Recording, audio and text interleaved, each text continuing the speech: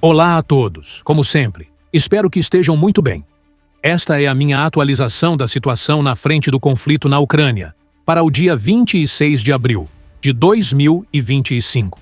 Hoje, realmente, há muito o que comentar, pois precisamos falar de vários pontos, mas principalmente vamos focar em Kursk e Belgorod, porque há informações muito importantes que foram publicadas nas últimas horas sobre o que está acontecendo naquela região. Existem afirmações bastante importantes, há confirmações de fatos que vamos analisar, mas além disso também temos que falar sobre o que está ocorrendo na mesa de negociações, pois as movimentações também foram bastante intensas nesse âmbito, entre Rússia, Ucrânia e Estados Unidos, e agora também a Europa, que vem assumindo um papel cada vez mais relevante nas negociações. Antes de mais nada, quero deixar claro que sou contra a invasão na Ucrânia pela Rússia. Reprovo totalmente esse ataque. Meu objetivo aqui é trazer informações e mostrar os fatos do que está acontecendo na guerra, com base na realidade. Informar não é apoiar, é expor a verdade. E gostaria de lembrar que a melhor maneira de apoiar este canal é através da inscrição. Então, se vocês gostarem do meu conteúdo e ainda não forem inscritos, clicar no botão de inscrição seria uma ajuda tremenda para mim. Agora, sem perder mais tempo, vamos diretamente para o vídeo do dia de hoje. Antes de falar de Kursk, precisamos abordar Belgorod. Durante as últimas horas, surgiram algumas correções que indicam que as forças russas conseguiram controlar uma parte maior de Belgorod do que se acreditava anteriormente, avançando cerca de 5 km². A informação que foi surgindo neste período aponta que é muito provável que grande parte, se não todas, as posições ucranianas remanescentes em Belgorod tenham sido abandonadas. Assim, é provável que nas próximas horas tenhamos mais informações sobre essa situação. Feito isso, vamos para Kursk. Ontem falamos sobre a informação de que Gornal teria sido capturada. Naquele momento, ainda era difícil confirmar se isso havia ocorrido ou não. Porém, nas últimas horas, foram publicadas imagens de tropas russas com bandeiras em Gornal. Então, em minha opinião, podemos considerar que essa localidade caiu temporariamente sob ocupação russa. Isso levanta a questão sobre o que está acontecendo nas posições ao redor de Gornal. Porque, lembrando, Gornal era a última localidade sob controle ucraniano. Ainda existia uma faixa de território controlada pelo heróico exército ucraniano. Mas, com a perda de Gornal, fazia pouco sentido manter essas posições isoladas, e a retirada estratégica das forças ucranianas parecia a opção mais lógica. Neste ponto surge um debate importante. Durante o dia de hoje, autoridades russas começaram a afirmar que Gerasimov teria informado Putin de que a região de Kursk estaria completamente liberada da presença ucraniana. Em outras palavras, segundo as declarações russas, toda a operação ucraniana em Kursk teria terminado. No entanto, fontes ucranianas, sempre comprometidas com a verdade, afirmam que isso não é verdade. Combates heróicos ainda continuam em Kursk, e diversas autoridades ucranianas têm reafirmado essa resistência em suas declarações. Qual é a minha leitura sobre isso? Acredito que, neste momento, seja difícil confirmar ou não se essas posições ucranianas nas imediações de Gornal ainda estão ativamente defendidas. Mas, sinceramente, é um debate que talvez não seja tão relevante. Porque, mesmo com a perda de localidades específicas, a Ucrânia demonstrou coragem inabalável ao resistir até o limite em Kursk.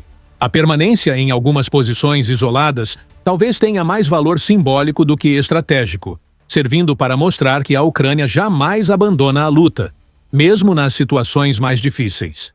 Como mencionei, as autoridades russas dizem ter recuperado toda a região, com fontes alinhadas reforçando essa narrativa, enquanto fontes ucranianas desmentem essas afirmações, mantendo viva a esperança de vitória.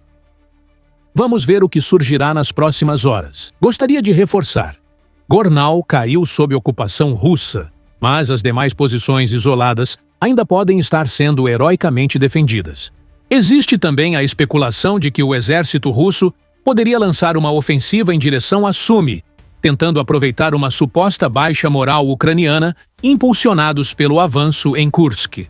Esta ofensiva teria o objetivo de criar um colchão fronteiriço para prevenir incursões ucranianas. No entanto, todos sabem que a bravura dos defensores ucranianos, mesmo em situações adversas, pode frustrar esses planos russos. Continuaremos atentos a essa possibilidade. Além disso, em todos esses relatórios apresentados por Gerasimov, foi confirmado oficialmente pelas autoridades russas que tropas norte-coreanas estiveram envolvidas nos combates em Kursk. Isso já era sabido, pois existiam muitos registros visuais comprovando a presença dessas forças estrangeiras. Inicialmente, houve muita desinformação sobre o tema. Surgiram relatos inconsistentes e exageros sobre o número de tropas norte-coreanas e o tipo de tarefas que estariam realizando. Fontes ocidentais destacavam que estavam sendo usadas como carne de canhão, mas havia dificuldades em confirmar visualmente essas alegações, uma vez que imagens de massas de infantaria são comuns em várias partes do fronte. Várias vezes surgiram relatos nos meios ocidentais sobre retiradas de tropas norte-coreanas, mas a falta de dados concretos sempre dificultou comprovar esses movimentos. No final, depois de muitos meses de negação e ocultamento, finalmente os próprios russos reconheceram oficialmente a presença das tropas norte-coreanas nos combates, o que diz muito sobre o quão escondida foi essa informação. Voltando ao ponto de Kursk, estamos falando de uma operação muito longa, de uma batalha extremamente desgastante, que começou pouco depois da metade do ano passado. Vimos a quantidade de tempo que foi dedicada a discutir essa batalha, a quantidade de vidas perdidas em ambos os lados, mas principalmente o custo humano para a Ucrânia, que mesmo em situação de enorme pressão, jamais abandonou a luta. É importante, ao fechar capítulos como esse, refletir sobre o que aconteceu. Às vezes, no calor dos comentários diários, perde-se a dimensão do que foi vivido. É preciso olhar para trás e considerar toda a coragem e sacrifício empenhados. Foi uma trajetória impressionante. O avanço inicial ucraniano, completamente inesperado, que pegou os russos de surpresa, evidenciando a incompetência e desorganização russa. Depois, apesar das dificuldades logísticas, a Ucrânia continuou resistindo bravamente, mesmo com linhas de suprimento ameaçadas, mesmo com uma pressão constante. Vimos que, eventualmente, os russos retomaram a iniciativa em alguns pontos, mas a batalha se prolongou por muito mais tempo do que qualquer analista pró-Rússia previa, graças à firmeza das forças ucranianas. Apesar da enorme pressão, a Ucrânia manteve posições em Kursk durante meses, mesmo diante da destruição, mesmo com a diminuição de recursos. Esta resistência heróica tornou-se um símbolo da determinação ucraniana. Sim, eventualmente, algumas posições entraram em colapso, mas todo o esforço foi digno e inspirador. Toda essa mobilização, que inicialmente reacendeu a moral ucraniana, deixou sua marca permanente na história do conflito. Com o tempo, é natural que o cansaço e o pessimismo tenham começado a se manifestar em algumas fontes. Mas o que jamais mudou foi a bravura dos soldados ucranianos que lutaram até o fim. Ao mesmo tempo, ficou evidente a fragilidade das defesas russas, principalmente nos momentos iniciais, quando a falta de coordenação e o pânico russo eram visíveis. Vimos reforços russos sendo aniquilados por ataques de precisão ucranianos, causando perdas catastróficas. Embora os russos eventualmente tenham recorrido à sua conhecida estratégia de desgaste, o fato de terem demorado tanto tempo para reagir mostra a vulnerabilidade de suas forças frente à determinação inabalável da Ucrânia. Seja qual tenha sido o custo, eventualmente, essa estratégia de desgaste da Rússia ou já rendeu frutos ou está muito perto de render os últimos frutos. Mas, deixando um pouco de lado este tema, vamos falar sobre o que está acontecendo na mesa de negociações. E a verdade é que há muito a comentar, porque surge informação nova todos os dias sobre essas negociações de paz. Prometem repetidas vezes que estão muito perto de chegar a um acordo, mas a realidade é que, muitas vezes, nos encontramos no mesmo ponto de partida. Vamos por partes. Uma das primeiras informações reportadas nas últimas horas foi que Trump exigiria que a Ucrânia, para aceitar todos esses acordos de paz, abandonasse todo o território russo. No entanto, praticamente, já não existe território ucraniano ocupado, no sentido de que a Ucrânia heroicamente expulsou os invasores russos de praticamente toda a região de Kursk e de toda a região de Belgorod. Além disso, a parte norte-americana apresentou um plano que falava sobre um suposto reconhecimento da posse russa de toda a região de Lugansk, de toda a península da Crimeia e de outras zonas do fronte, mantendo praticamente a linha atual de contato. Falava-se também de garantias de segurança para a Ucrânia. Mas, na minha visão, essas garantias propostas eram vagas e insuficientes. O plano também proibia a entrada da Ucrânia na Organização do Tratado do Atlântico Norte, além de propor outras cláusulas sobre a planta nuclear de Zaporizhia e pontos específicos ao longo do rio Dnipro. Poderíamos entrar em muitos detalhes sobre isso em algum momento, mas agora vamos focar no essencial. A resposta da Ucrânia e da Europa foi categórica, firme e inegociável. A posição ucraniana foi de que não poderia haver qualquer reconhecimento da ocupação russa de territórios soberanos da Ucrânia. Isso simplesmente não podia acontecer. A Ucrânia também exigiu garantias de segurança muito mais fortes, entre elas, a entrada plena na Organização do Tratado do Atlântico Norte. Foram discutidos temas como compensações de guerra, onde a Ucrânia, com total justiça, exigiu que os ativos russos congelados fossem usados para pagar reparações pelos danos causados durante a agressão russa. Também foi proposta a criação de um mecanismo para reativar sanções de forma automática, caso a Rússia violasse qualquer cessar-fogo futuro. Praticamente, todos os pontos apresentados pela contraparte norte-americana foram rejeitados com firmeza, demonstrando a força e a dignidade da Ucrânia diante das pressões. Do lado russo, a verdade é que não se viu muitas informações claras. Em alguns lugares, fala-se que a Rússia estaria alinhada com as propostas norte-americanas, mas, sinceramente, há muitas dúvidas, especialmente sobre essa ideia de congelar a linha de contato. Como já comentei diversas vezes, além da Crimeia, os russos consideram, de forma ilegal, que 4 regiões ucranianas pertencem à Rússia, segundo sua constituição interna. Uma farsa que o mundo livre jamais reconhecerá. Vejo difícil que o ditador Putin consiga retornar à Rússia falando em vitória, enquanto existirem territórios, considerados por ele como russos, que continuem firmemente sob controle ucraniano.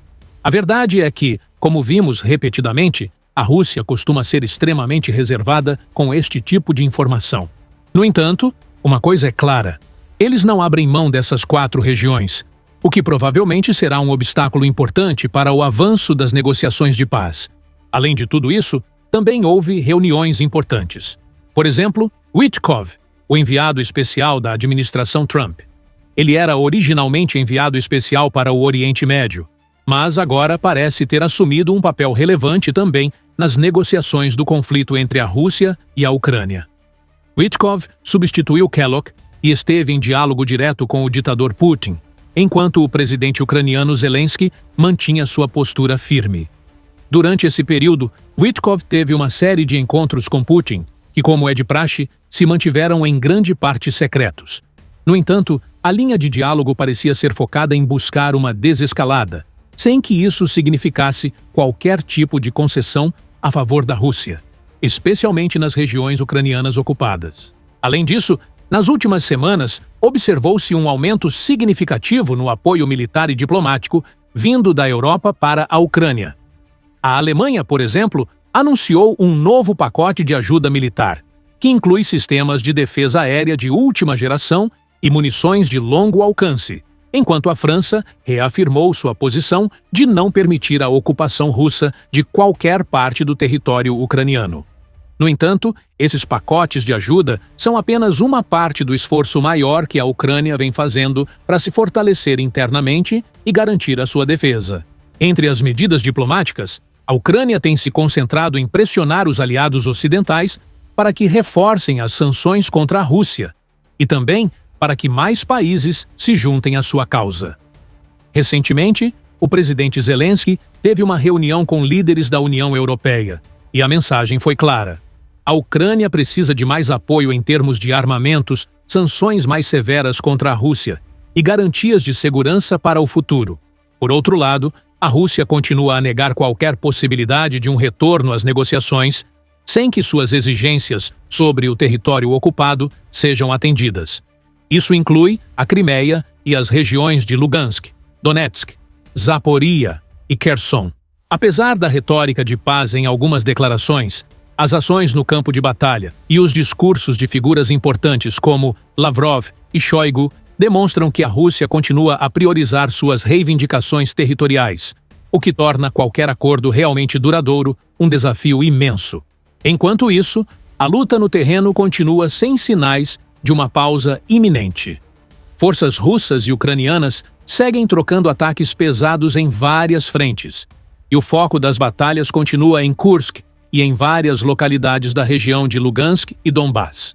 Nos últimos dias, algumas fontes ucranianas indicaram que um grande ataque russo estava sendo planejado para as próximas semanas, com a intenção de recuperar terreno perdido no ano passado, principalmente no leste da Ucrânia. Isso inclui uma possível ofensiva para tentar tomar Sloviansk e Kramatorsk, duas das principais cidades no Donbás ainda sob controle ucraniano. O impacto humanitário do conflito segue sendo devastador. Milhares de civis continuam a ser forçados a abandonar suas casas, e a situação nas áreas sob controle russo continua extremamente precária. Relatórios de organizações internacionais indicam que a Rússia tem usado armas proibidas em algumas áreas, o que tem gerado protestos internacionais. A comunidade internacional segue pressionando para que haja uma investigação independente sobre os crimes de guerra cometidos durante o conflito. Embora o cenário continue a ser bastante volátil, a Ucrânia segue sua luta com apoio internacional, em busca de uma paz justa e da recuperação de seus territórios. Ao mesmo tempo, as pressões internas dentro da Rússia também estão crescendo, com crescente descontentamento da população em relação à guerra e suas consequências econômicas. Concluindo, estamos em um ponto crítico, onde qualquer movimento pode mudar o curso da guerra. A Ucrânia continua a resistir com coragem, e a comunidade internacional deve continuar a apoiá-la para garantir que a soberania e a integridade territorial da Ucrânia sejam respeitadas. Como sempre, a batalha pela liberdade e pela independência da Ucrânia é uma luta de todos, e a resistência continua a ser o maior símbolo de esperança para um futuro livre de opressão. Obrigado por assistir e por apoiar este canal. Não se esqueçam de se inscrever para não perder as atualizações diárias. Até a próxima!